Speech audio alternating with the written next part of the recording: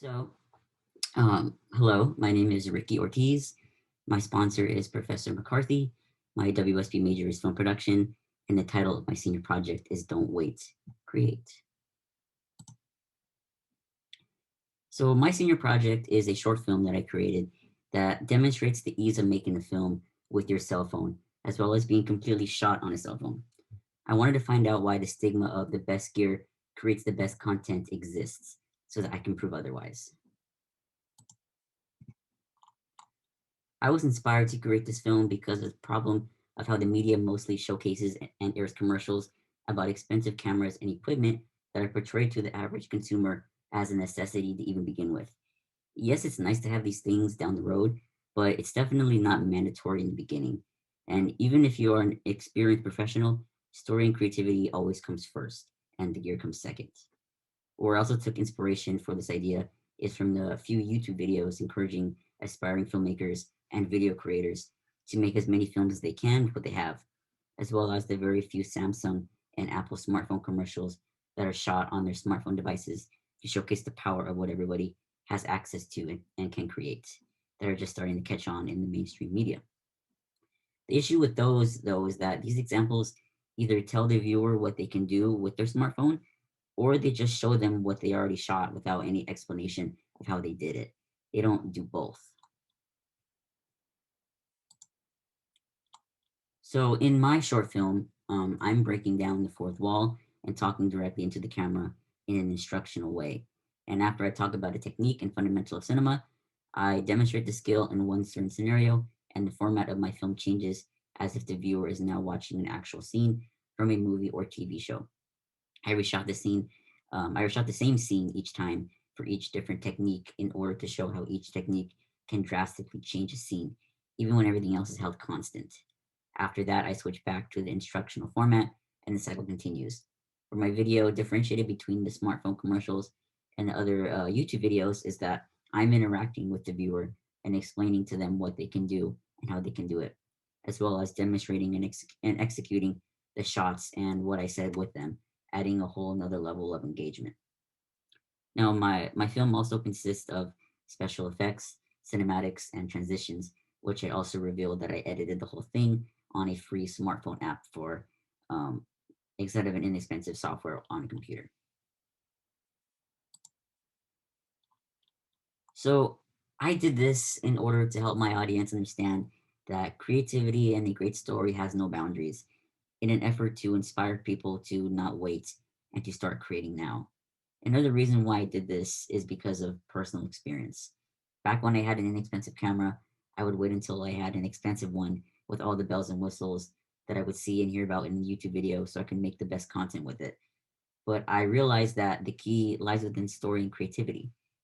And so for my methodology for my project, it was experimental because of the whole creation of my written treatment, script, storyboard, and film by myself, and the ideas and concepts that I experimented and incorporated, as well as historical because of my historical and theoretical research on the early stages of smartphone filmmaking from journals and articles that I collected and annotated, as well as films I watched and analyzed that were completely shot on smartphones. So, the first fundamental that I talk about that every filmmaker should know is angles, specifically the over the shoulder technique. This is when the shot is just behind someone's shoulder, and it usually is used during a conversation scene between two people, and it keeps the scene from being stagnant with one camera angle because of the cuts to each of the characters during the whole conversation, which allows the audience to see their expressions and emotions when they're either listening or talking. And not only that, but it also provides a level of intimacy between the viewer and the characters because of how you are essentially watching over their shoulder, which makes you feel a part of the scene. There's also the 180-degree rule, which goes with the over the shoulder technique. And think of it as if two people having a conversation are standing within a circle. When executing the over the shoulder technique, you only want to record from one side of their bodies, hence 180 out of 360, which of course is half. And you usually stay on the same side um, with their each of the characters so it doesn't jar or confuse your audience when switching through the two camera angles. There are a few exceptions to this, and filmmakers do sometimes break this rule, but it's very rare and it doesn't look very well if it's not executed perfectly. Now, in my film, I demonstrated this technique with a breakfast scene with my friend Ethan and I sitting at the kitchen table, and my brother Riley as the cameraman. So here's a clip of my film that demonstrates this. I lost the tickets. You lost them? How I could you lose them? All you had to do was pick them up from the radio station last night. You know how long I spent on my phone and listening to the radio all day and night for 3 weeks, answering all these questions so that they could hopefully pick me? That's what I did. I went there, I picked the tickets up, placed them in my room. When I woke up, they weren't there. I spent hours, Rickey, looking everywhere from my car to my room. I can't find You them. know that I haven't done anything in 3 weeks, and this is the only thing I was looking forward to. How could you be so stupid? It's not my fault. Stop yelling at me. Yes, it is your fault. You ruined everything. And that's how you do the over-the-shoulder technique and angles. Okay. I lost the ticket. The next technique that every filmmaker should know is the use of frame rate.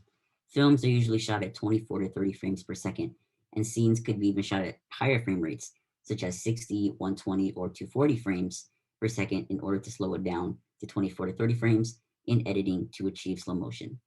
Slow motion is really good when used for a cinematic sequence without any dialogue to really get creative and show off whatever the subject is doing, because another important rule in cinema is always show instead of tell. Slow motion, and really just the change in speed in general, is a really good way to keep your audience entertained and interested in a scene as long as it's not used too extremely, which can then make it hard for the audience to focus and follow along. So, in order to demonstrate the use of frame rate, I reshot the same kitchen table scene, but now incorporated this technique. So, here's a clip of the kitchen table scene now, incorporating these different uses of frame rate. I lost the tickets.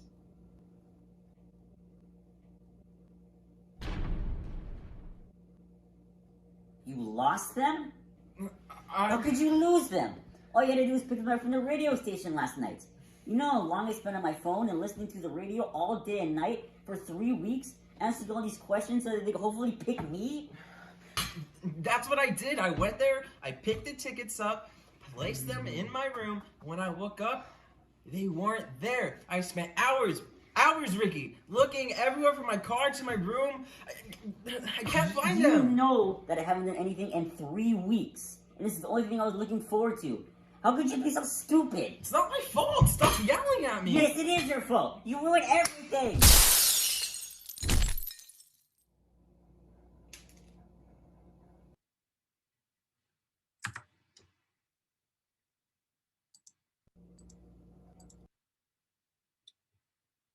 The final fundamental that every filmmaker should know is coverage. And coverage is reshooting a scene multiple times with different angles and shots in order to be able to cut between them and make the scene more engaging and fluid. It's similar to the over the shoulder technique, and the over the shoulder technique is actually used in coverage, but with other very important shots as well. Coverage usually contains shots such as the master shot, which is a wide angle shot of the whole scene with all the subjects in the frame, insert shots, which focus on objects in the scene, close up shots to focus on facial expressions or emphasize important objects, an overhead shot, which is above the subject to create a bird's eye view, and sometimes maybe even a worm's eye view, which is below the subject.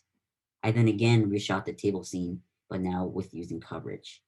The first clip on the top is how the kitchen table scene originally started when it went through the angles and frame rate techniques. So let's take a look at that.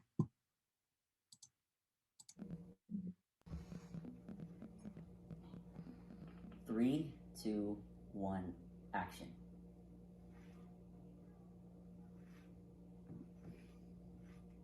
You excited for tonight? I can't believe I got tickets to the UFC match. Me either.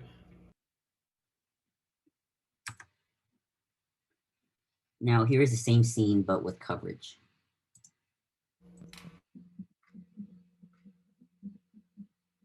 3, 2, 1, action.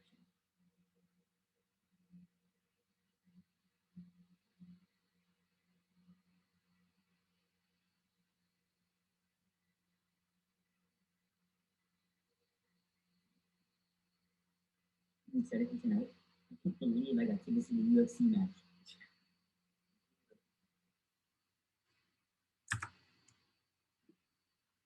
Now, here is the ending clip that you guys have already seen, but now it's with coverage. This is what I've been looking forward to. How could you be so stupid? It's not my fault. Stop yelling at me. Yes, it is your fault. You ruined everything.